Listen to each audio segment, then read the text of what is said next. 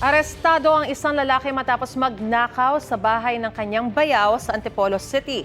Aminado ang suspect sa panloloob pero itinanggi na may nakuha siyang 10,000 pisong cash. Laging una ka sa balita ni EJ Gomez, exclusive.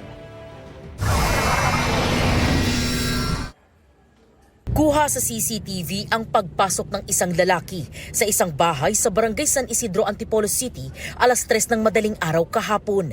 Ilang segundo siyang tumayo sa sala, nagmasid-masid at may sinisilip.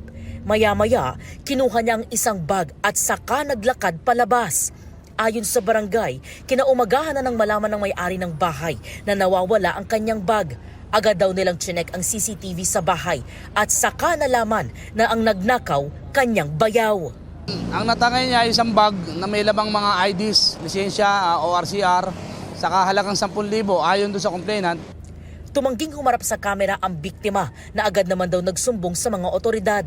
Pinuntahan ng mga barangay tanod ang bahay ng suspect na si alias Jimboy pero hindi siya nakita roon. Bumalik yung complainant alas 8 ng gabi sa barangay at ang sabi yung suspect daw po nagiinom. Kaya po kami ay agad na gumawa ng plano, kinorner namin yung tao. Nagtatlong grupo kami para mahuli. Nagkaroon po ng habulan pero hindi niya inaasahan na meron kami mga tanod na nakaabang sa baba. Ito yung may pinasok na isang bahay at ninakawan. Sarili niyang bayaw, ang kanyang ninakawan. Ito at nahuli na namin. Narecover sa suspect ang ninakaw na bag at mga laman nito, maliban sa tinangay umano na 10,000 cash. Nang harapin siya ng bayaw niyang biktima, ang suspect umiiyak na humingi ng tawad sa kanyang nagawa. Aminado ang 33 anyos na suspect sa pagnanakaw. Lasing daw siya noon at nangailangan lang ng perang pambili ng alak.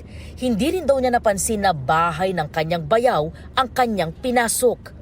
Lasing lang po ako nun sa alak. Gagamitin yung pera.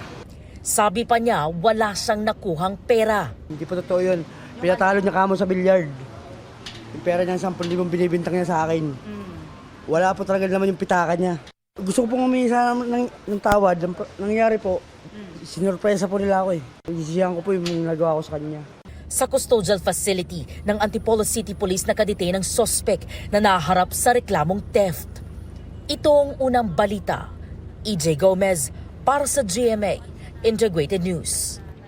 Gusto mo bang mauna sa mga balita? Mag-subscribe na sa GMA Integrated News sa YouTube at tumutok sa unang balita.